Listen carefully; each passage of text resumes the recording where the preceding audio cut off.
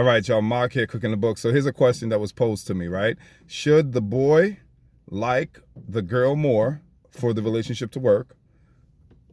Or should the boy like the girl more? So again, should the girl like the boy more? Or should the boy like the girl more for the relationship to work? I think the girl should like the boy more. And I don't want to sound sexist because I'm a guy that I'm saying that. And I know a lot of people would say, yeah, you're a guy, that's why you're saying that. But that's not true. Scientifically, experimentally, and biblically, it's proven on all these levels, all these fronts, that it is more important for the woman to love the man more than it is for the man to love the woman more for the relationship to work. And the reason why I say that is this: scientifically it's proven, right? In her DNA, she's wired to seek out a provider and a protector, right? And a procreator, three P's: procreation, protection, and provision, right? So a woman's DNA, according to Darwinism and evolution, she's designed and she's wired to seek out a provider, a suitor, a protector. For a man, it's different.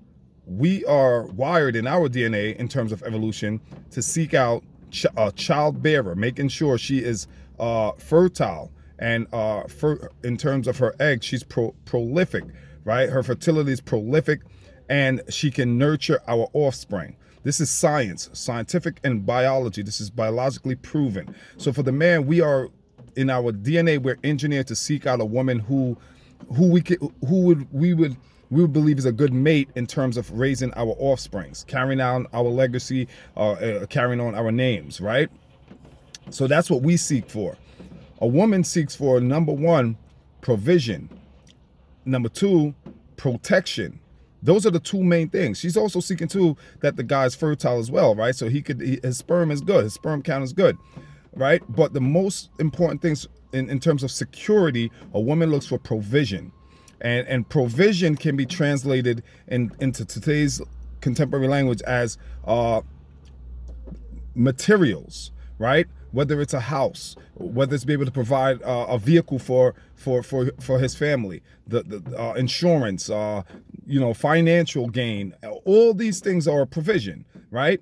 Emotional support as well, psychological, all those things. But the number one thing above all that, again, is the providing. So a woman is engineered to seek out, she's drawn to provision, a man who can provide for her, a man who can protect her. That's in her DNA. What that means, let's further extrapolate this. What this means is that there is a magnetic pull in the DNA of the woman to the most dominant alpha male in the jungle. You see it if you study the Discovery Channel, you see it all the time with animals too. And we belong to the animal kingdoms, humans. So we tend to not put that on the forefront of our brain to understand that we are animals. We belong to the animal kingdom of the five kingdoms of life. We belong to the animal kingdom. So we follow the same these same principles, biological evolutionary principles. So a woman has within her a magnetic pull that draws her to the stronger and most dominant male, so she can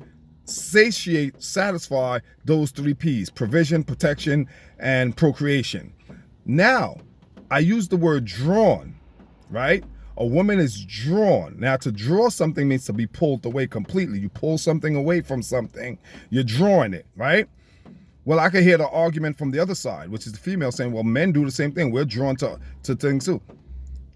We're talking about for the relationship to work, and we're talking specifically about the opposite sex. Women are drawn to the dominant male. Men are stretched to other females. Let me repeat that. And these words, I use these words very carefully. I'm very measured and careful in the words I choose to use. Women are drawn to the strong, alpha, dominant male for the three P's to be satiated and satisfied. Men are stretched to other females, not drawn. I use the word stretch because I want you to think of this. If a man is with a woman that he loves and he's happy, he's content with his wife, he has his family, he has his home, he has his woman, he's not going to be drawn to another woman. He's going to be stretched to the other woman. And if he's conscious of this, he'll be able to control that stretching. That stretching represents an urge. And I use the word stretch because it segues into this. Think of a rubber band. When you stretch a rubber band and you release a rubber band, it snaps back. That's us. That's what we are. In discussing this whole thing, we're analogous of that. If a man has his home and he's content, he's happy with his home, he got his wife, he's got his kids, whatever, he'll be stretched to other women. But as soon as that temporary physical satisfaction is met, which is sex, he's going to snap back to his original state, which is his home with his family. So men are stretched, not drawn. Now, the woman is drawn. So she's with her man. She might love her man. She might have certain, some affectionate affinity for her man. But those P's, if they're not being met, this is, I'm careful with my words here, so don't attack me, ladies.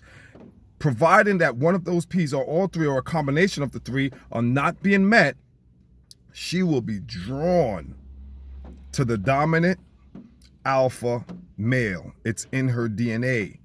Notice I didn't use the word stretch. I used the word drawn. That's why it's more important for the woman to love the man she's with way more than he loves her, because men are stretched like the rubber band. We might go out and cheat. We might go out and dip our toe in the water out there, but we're going to snap right back to the woman and the kids we have at home. Now, I'm not justifying this here, fellas. We should be able to conscious enough to control our urges.